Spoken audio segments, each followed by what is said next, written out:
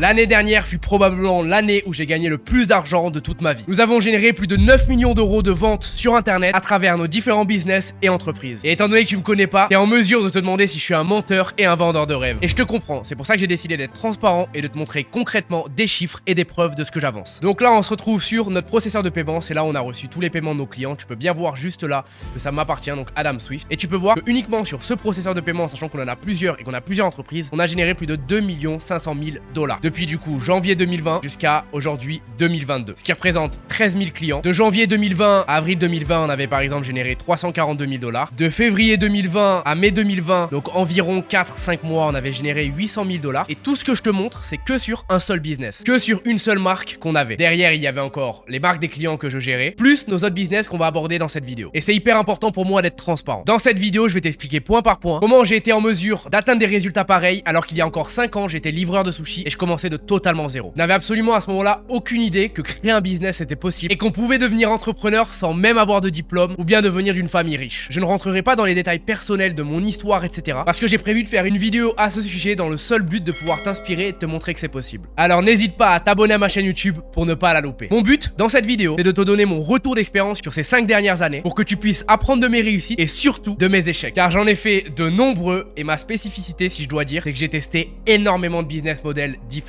Et pour ce faire, je vais te donner les 9 apprentissages que j'ai retenus de mon aventure entrepreneuriale en te les illustrant avec des anecdotes de mes business. Et on rentre directement dans le vif du sujet avec le premier apprentissage, qui est de croire en toi profondément et de n'avoir absolument aucune limite. Je m'explique. Dans tous les business que j'ai lancés, e-commerce, agence digitale, coaching, formation en ligne, projet NFT, box à abonnement en e-commerce, tout ce que j'ai testé dans ma vie, je me suis toujours lancé avec une profonde conviction et une confiance en moi comme quoi ça allait marcher. Même au début quand je partais de zéro. Et je pense que ça a été vraiment un des critères qui a le plus fonctionné. Lorsque je me suis lancé au tout début, pendant les 10 premiers mois, j'ai pas eu un seul résultat. Je n'ai pas fait une seule vente ni gagné un seul euro. Et malgré ça, je continue à croire que c'est possible parce que je suis persuadé que tu as beaucoup plus de chances de réussir en étant persuadé que tu vas réussir, que tu vas le faire, que tu vas y arriver, plutôt qu'en ayant des doutes. Et à chaque fois que j'ai rencontré une personne qui se lançait, ce que je pouvais voir, c'est que si elle avait confiance en elle, elle allait tôt ou tard réussir dans un business, alors que si elle émettait des doutes, elle allait avoir énormément de difficultés pour y arriver. Et avec ces 5 années d'expérience, j'ai aussi rencontré beaucoup de personnes qui s'étaient lancées dans l'entrepreneuriat et qui avaient des résultats bien plus importants que les miens. Et le critère number one que je peux retenir de tout ça, c'est réellement la confiance. Confiance dans tes projets, confiance en toi. Et pourtant, comme je te l'ai expliqué, j'ai fait de nombreux échecs. Et même dans ces échecs, à chaque fois que je me lançais, je partais toujours du principe que j'allais absolument tout réussir dans mes objectifs. Et parfois, ça marchait pas forcément. Mais je me lançais quand même avec cette idée.